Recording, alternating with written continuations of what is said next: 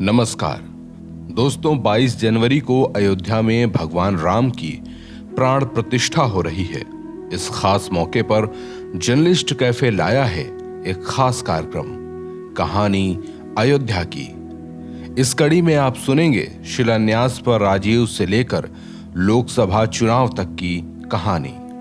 राम मंदिर को लेकर एक तरफ शिला यात्राएं चल रही थी तो दूसरी तरफ केंद्र की सरकार शिलान्यास की अड़चनें दूर करने में लगी हुई थी। लेकिन उत्तर प्रदेश के तत्कालीन मुख्यमंत्री नारायण दत्त तिवारी शिलान्यास के लिए तैयार नहीं थे। वो नारायण दत्त तिवारी जिन्होंने इमरजेंसी के दौरान संजय गांधी की खुशामद की थी, जो राजीव गांधी के शिलान्यास कार्यक्रम के प्रस्ताव को मानने को तैयार नहीं थे। तब प्रधानमंत्री राजीव गांधी ने मुख्यमंत्री नारायण दत्त तिवारी को मनाने के लिए गृह मंत्री बूटा सिंह को लखनऊ भेजा।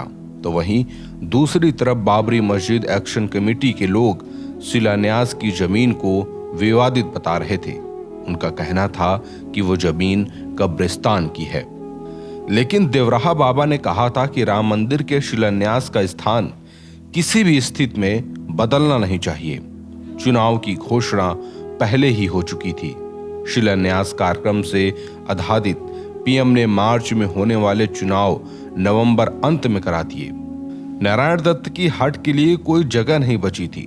सरकार ने हलफनामा दिया कि फैजाबाद के जिलाधिकारी शिलान्यास वाली जमीन को गैर विवादित घोषित करेंगे। आखिर 10 नवंबर को 1:40 पर उत्तरा भाद्रपद नक्षत्र में शिलान्यास हो गया। बिहार के कामेश्वर चौपाल के द्वारा मंदिर की पहली शिला रखी गई। बताया जा रहा था कि ये पहली शिला 56 यज्ञों की भस्मों से बनी हुई थी। सभी धर्मों के अलावा मंदिर यहीं बनाएंगे कि उद्घोष के अलावा नींव में अष्ट धातु से बने सर्पों को डाला गया। पहली शिला रखने के बाद नींव में दिगंबर अखाड़े की पूजित 5 शिलाएं महंत रामचंद्र परमहंस ने रखी।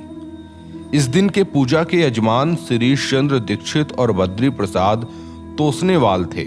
बाबरी मस्जिद एक्शन कमेटी ने इसे धोखाधड़ी माना, जिसके बाद विरोध प्रदर्शन हुए, मार्च निकला और गिरफ्तारियां हुई।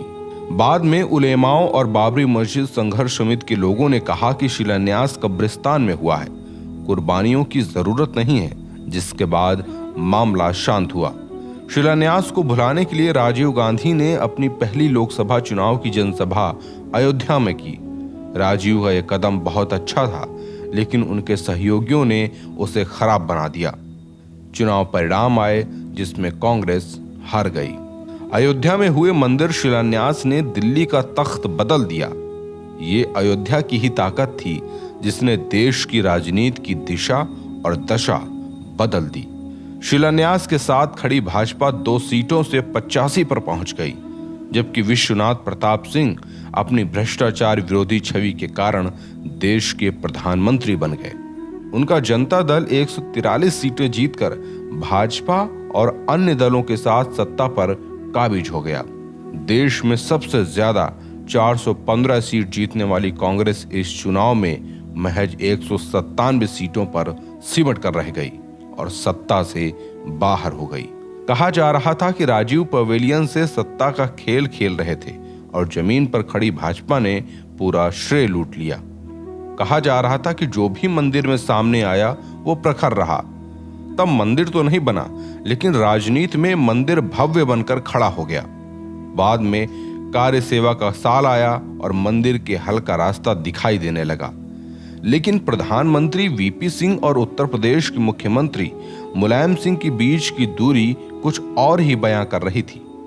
वीपी सिंह भाजपा के दबाव में साधु संतों के साथ बैठकें करते थे और मुलायम को लगता था कि ये बैठकें उनकी सरकार के खिलाफ बुलाई जा रही हैं। इसलिए मुलायम बाबरी मस्जिद के समर्थन के साथ जा बैठे।